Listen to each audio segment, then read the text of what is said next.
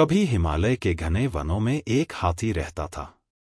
उसका शरीर चांदी की तरह चमकीला और सफेद था। उसकी आंखें हीरे की तरह चमकदार थीं। उसकी सूंड सुहागा लगे सोने के समान कांतिमय थी। उसके चारों पैर तो मानो लाख के बने हुए थे। वह 80,000 गजों का राजा भी था। वन में विचरण करते हुए एक दिन सिल्वा ने एक व्यक्ति को विलाप करते हुए देखा। उसकी भंगिमाओं से यह स्पष्ट था कि वह उस निर्जन वन में अपना मार्ग भूल बैठा था। सिल्वा को उस व्यक्ति की दशा पर दया आई। वह उसकी सहायता के लिए आगे बढ़ा, मगर व्यक्ति ने समझा कि हाथी उसे मारने आ रहा था। अतः वह दौड़कर भागने लगा। उसके भय को दूर करने के उद्देश्य से सिल्वा बड़ी शालीनता से अपने स्थान पर खड़ा हो गया, जिससे भागता आदमी भी थम गया। सिल्वा ने ज्यों ही पैर फिर आगे बढ़ाया, वह आदमी फिर भाग खड़ा हुआ, और जैसे ही सिल्वा ने अपने पैर रोके वह आदमी भी रुक गया। 3 बार जब सिल्वा ने अपने उपक्रम को वैसे ही दोहराया तो भागते आदमी का भय भी भाग गया। वह समझ गया कि सिल्वा कोई खतरनाक हाथी नहीं था। तब वह आदमी निर्भीक होकर अपने स्थान पर स्थिर हो गया।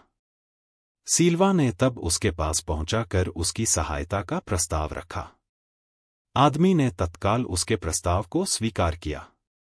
सिल्वा ने उसे तब अपनी सूंड के उठाकर पीठ पर बिठा लिया और अपने निवास स्थान पर ले जाकर नाना प्रकार के फलों से उसकी आवभगत की।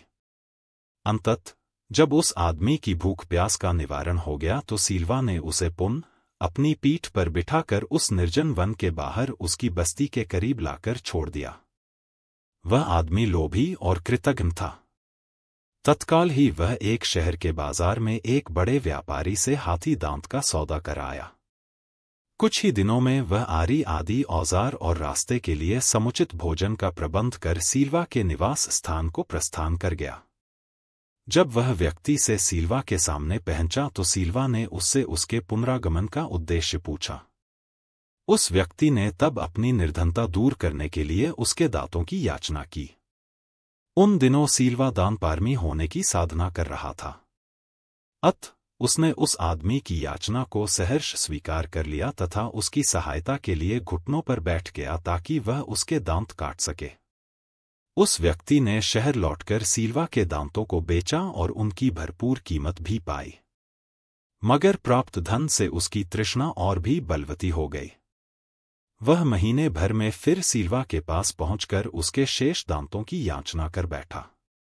सिल्वा ने उस पुनः अनुग्रहित किया। कुछ ही दिनों के बाद वह लोभी फिर से सिल्वा के पास पहुंचा और उसके शेष दांतों को भी निकाल कर ले जाने की इच्छा जताई। दानपरायण सिल्वा ने उस व्यक्ति की इस याचना को भी सहर्ष स्वीकार कर लिया। फिर क्या था? क्षण भर में वह आदमी सिल्वा के मसूड़ों को काटछेद कर उसके सारे दांतस्मूल निकालकर और अपने गंतव्य को तत्काल प्रस्थान कर गया। खून से लथपथ दर्द से व्याकुल कराहता सिल्वा फिर जीवित न रह सका और कुछ समयोपरांत दम तोड़ गया। लौटता लोभी जब वन की सीमा भी नहीं पार कर पाया था तभी धरती अचानक फट गई और वह आदमी काल के गाल में समा गया। तभी वहां वास करती हुई एक वृक्ष यक्षिणी ने यह गान गाया। मांगती है तृष्णा और मिटा नहीं सकता जिसकी भूख को सारा संसार।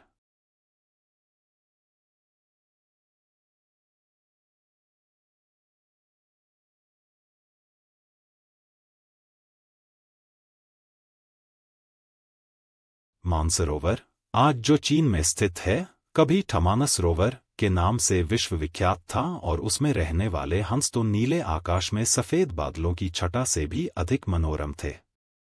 उनके कलरव सुंदर नर्तकियों की नुपुर ध्वनियों से भी अधिक सुमधुर थे। उन्हीं सफेद हंसों के बीच 2 स्वर्ण हंस भी रहते थे। दोनों हंस बिल्कुल एक जैसे दिखते थे और दोनों का आकार भी अन्य हंसों की तुलना में थोड़ा बड़ा था। दोनों समान रूप से गुणवान और शीलवान भी थे।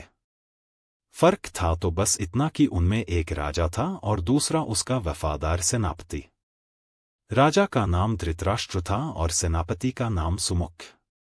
दोनों हंसों की चर्चा देवों, नागों, यक्षों और विद्याधर ललनाओं के बीच अक्सर हुआ करती थी। कालांतर में मनुष्य योनि के लोगों को भी उनके गुण सौंदर्य का ज्ञान होने लगा। वाराणसी नरेश ने जब उनके विषय में सुना तो उसके मन में उन हंसों को पाने की प्रबल इच्छा जागृत हुई।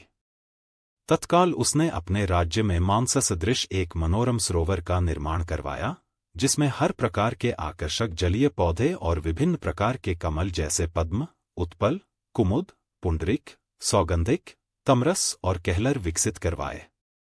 मत्स्य और जलीय पक्षियों की सुंदर प्रजातियां भी वहां बसाई गईं। साथ ही राजा ने वहां बसने वाले सभी पक्षियों की पूर्ण सुरक्षा की भी घोषणा करवाई, जिससे दूर दूर से आने वाले पंछी स्वच्छंद भाव से वहां विचरण करने लगे। एक बार वर्षा काल के बाद जब हेमंत ऋतु प्रारंभ हुआ और आसमान का रंग बिल्कुल नीला होने लगा, तब मानस के 2 हंस वाराणसी के ऊपर से उड़ते हुए जा रहे थे। तभी उनकी दृष्टि राजा द्वारा निर्मित सरोवर पर पड़ी। सरोवर की सुंदरता और उसमें तैरते रमणीक पक्षियों की स्वच्छंदता उन्हें सहज ही आकर्षित कर गई। तत्काल वे नीचे उतर आए और महीनों तक वहां की सुरक्षा, सुंदरता और स्वच्छंदता का आनंद लेते रहे। अंततोगत्वा वर्षा ऋतु के प्रारंभ होने से पूर्व वे फिर मानस को प्रस्थान कर गए। मानस पहुंचकर उन्होंने अपने साथियों के बीच वाराणसी के कृत्रिम सरोवर की इतनी प्रशंसा की कि सारे के सारे हंस वर्षा के बाद वाराणसी जाने को तत्पर हो उठे। हंसों के राजा युधिष्ठिर और उसके सेनापति सुमुख ने अन्य हंसों की इस योजना को समुचित नहीं माना। युधिष्ठिर ने उनके प्रस्ताव का अनुमोदन न करते हुए यह कहा कि पंछी और जानवरों की एक प्रवृत्ति होती है, वे अपनी संवेदनाओं को अपनी चीखों से प्रकट करते हैं, किंतु जंतु जो कहलाता है, मानव बड़ी चतुराई से करता है। अपनी भंगिमाओं को प्रस्तुत जो होता है, उनके भावों के ठीक विपरीत। फिर भी कुछ दिनों के बाद हंसराज को हंसों की जिद के आगे झुकना पड़ा और वह वर्षा ऋतु के बाद मानस के समस्त हंसों के साथ वाराणसी को प्रस्थान कर गया। जब मानस के हंसों का आगमन वाराणसी के सरोवर में हुआ और राजा को इसकी सूचना मिली तो उसने अपने एक निषाद को उन 2 विशिष्ट हंसों को पकड़ने के लिए नियुक्त किया। एक दिन युधिष्ठिर जब सरोवर की तट पर स्वच्छंद भ्रमण कर रहा था, तभी उसके पैर निषाद द्वारा बिछाए गए जाल पर पड़े। अपने पकड़े जाने की चिंता छोड़ उसने अपनी तीव्र चीखों से अपने साथी हंसों को तत्काल वहां से प्रस्थान करने को कहा, जिससे मानस के सारे हंस वहां से क्षण मात्र में अंतर्धान हो गए।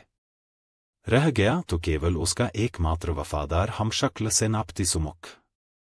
हंसराज ने अपने सेनापति को भी उड़ जाने की आज्ञा दी, मगर वह दृढ़ता के साथ अपने राजा के पास ही जीना मरना उचित समझा। निषाद जब उन हंसों के करीब पहुंचा तो वह आश्चर्यचकित रह गया, क्योंकि पकड़ा तो उसने एक ही हंस था, फिर भी दूसरा उसके सामने निर्भीक खड़ा था। निषाद ने जब दूसरे हंस से इसका कारण पूछा तो वह और भी चकित हो गया, क्योंकि दूसरे हंस ने उसे यह बताया कि उसके जीवन से बढ़कर उसकी वफादारी और स्वामी भक्ति है। एक पक्षी के मुख से ऐसी बात सुनकर निषाद का हृदय परिवर्तन हो गया। वह एक मानव था, किंतु मानव धर्म के लिए वफादार नहीं था। उसने हिंसा का मार्ग अपनाया था और प्राणातिपात से अपना जीवन निर्वाह करता था। शीघ्र ही उस निषाद ने अपनी जागृत मानवता के प्रभाव में आकर दोनों ही हंसों को मुक्त कर दिया। दोनों हंस कोई साधारण हंस तो थे नहीं। उन्होंने अपनी दूरदृष्टि से यह जान लिया था कि वह निषाद निस्संदेह राजा के कोप का भागी बनेगा। अगर निषाद ने उनकी जान बख्शी थी तो उन्हें भी निषाद की जान बचानी थी। तत्काल वे निषाद के कंधे पर सवार हो गए और उसे राजा के पास चलने को कहा। निषाद के कंधों पर सवार जब वे दोनों हंस राज दरबार पहुंचे तो समस्त दरबारीगण चकित हो गए। जिन हंसों को पकड़ने के लिए राजा ने इतना प्रयत्न किया था, वे स्वयं ही उसके पास आ गए थे। विस्मित राजा ने जब उनकी कहानी सुनी तो उसने तत्काल ही निषाद को राजदंड से मुक्त कर पुरस्कृत किया। उसने फिर उन ज्ञानी हंसों को आतिथ्य प्रदान किया तथा उनकी देशनाओं को राज दरबार में सादर सुनता रहा। इस प्रकार कुछ दिनों तक राजा का आतिथ्य स्वीकार कर दोनों ही हंस पुनः मानस को वापस लौट गए।